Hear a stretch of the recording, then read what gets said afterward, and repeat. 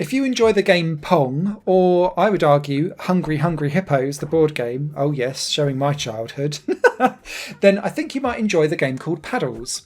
It's a PS4, PS5 cross-buy. I think it's an exclusive at the moment as well, because I couldn't see this being sold on any other platforms. But I picked it up when it released at the end of last week for £3.99, and I have to say I've had a great blast playing it. It's a 1 to 4 player competitive Pong game. If you've played Crash Bash, there was a mini game of this, and this is exactly the same type of thing. But essentially, you have 1 to 4 player mode where you all play competitively, trying to bash balls with your paddle away from your goal and towards other people. And whoever loses or keeps their lives longest wins. And it's like last one standing, basically. And then there's duel mode, where it's 1 player versus 1 player in a much more traditional Pong fashion, where you're just batting things back and forth but across different arenas. But the beauty of Paddles is in those arenas, because they're all set up very differently and come with their own mechanics. In the 4 player mode, there's like a cup mode where you can fill in bots with anyone who's not a player, and you can have anywhere from 2 to 4 players all playing in these different arenas. But the beauty is that they're all shaped and sized differently. So some will have you where you're facing directly against each other into like a central point. So you'll have like 4 or 5 balls dropped in, and you'll be trying to like watch where they're all going and ricocheting them off of your paddle. You don't have much control over the way how the ball goes. It's not like if you've played games like Shatter or Pong Quest, where you was able to like flick balls up and stuff like that with the side of your paddle. You don't have any of that. It's all about the trajectory of how it comes in. It's the trajectory of how it pushes back out again on the other side. So it's about paddle placement more than being able to do like a special move flick. You do, however, have a dash button to do like a quick side swipe if you need to, which can be quite helpful, especially if you've got multiple balls flying towards you at once, which happens quite regularly once you've got like 4 or 5 balls going.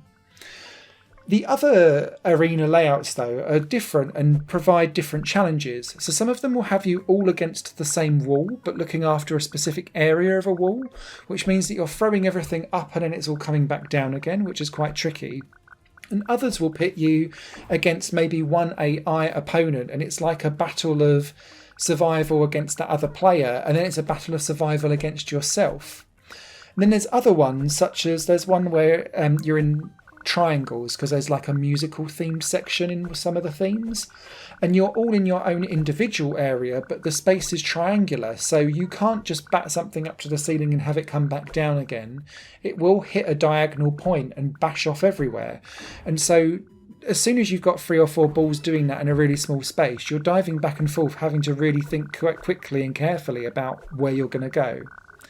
Each of these arenas gives vastly different challenges and make the game fresh and enjoyable, and extends its longevity, because you're not just having that one arena, one endpoint, and one quick goal to try and work towards.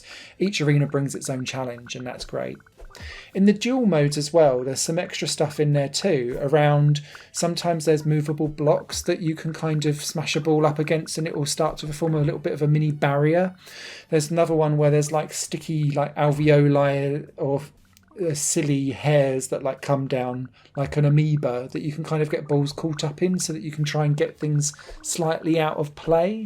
There's all different tricks and ways to go about trying to make your life easier and your opponents harder, but it's all good fun. And without that kind of need to really understand how to play a game fully, you can just aimlessly move left and right and try and keep the balls away, and you're good to go with Paddles.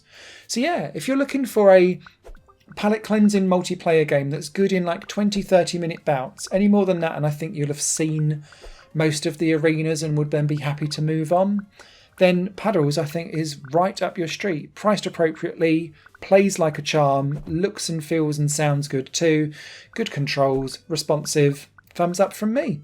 Written review over on highplanegames.com. Take care.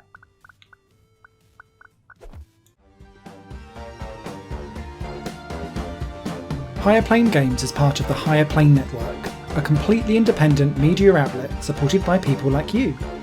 The goal is to create the best possible content that cultivates a richer indie scene for games as well as music and entertainment.